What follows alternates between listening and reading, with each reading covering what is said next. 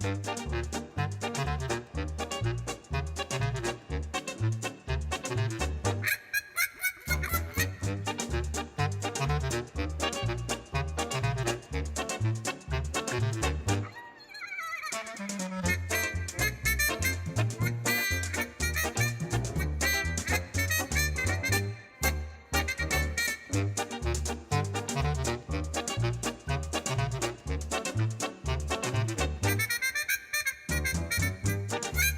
afternoon, everybody. It's time for yet another sit down with me, Andy Brown.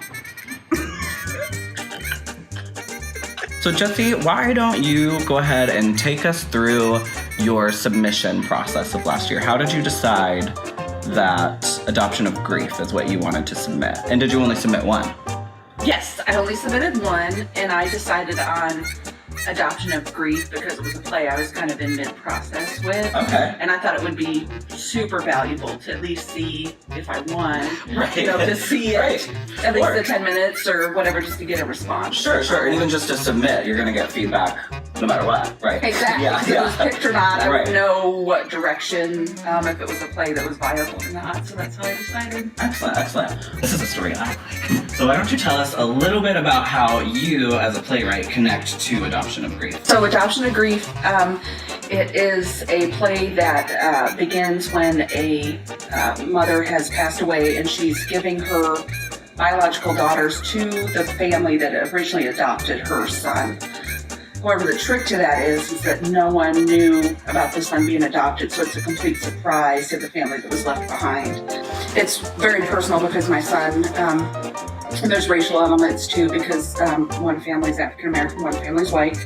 And there's a lot of personal elements in it too, because my husband and I are Caucasian and we adopted a biracial Black and Caucasian son. And there's a lot of personal stuff. I don't go into detail what's personal, what's not, but there's a lot. I'm really proud of it. It was cool to see it. You should be proud. You won. Okay, Jessie, so what tips and pointers would you have for playwrights that are thinking about submitting for this upcoming year? I think playwrights hear this a lot, but I think formatting, it's something that someone wants to hear more about. So it's not a summary piece. It's not all of your characters because it's 10 minutes. I sent it to a couple friends and I asked them, do you want to hear more about these people? Do you not care? What do you think? And so it was always the 10 minutes that a couple friends said, I want to hear more about this. I'm really curious about this.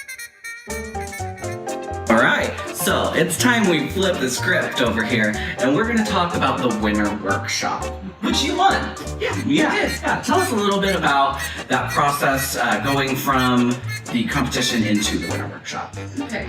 I think it's fun to win, but then it's a little bit terrifying because you have to think about your script and finishing it up, because there's a long time between when you win the 10 minutes and then when the because the 10 minutes is generally in March, and then the winter workshop would be in the summer, somewhere in there, which is fringe time too. So you got to think about that's something you got to think about too, playwrights. So the winter workshop really.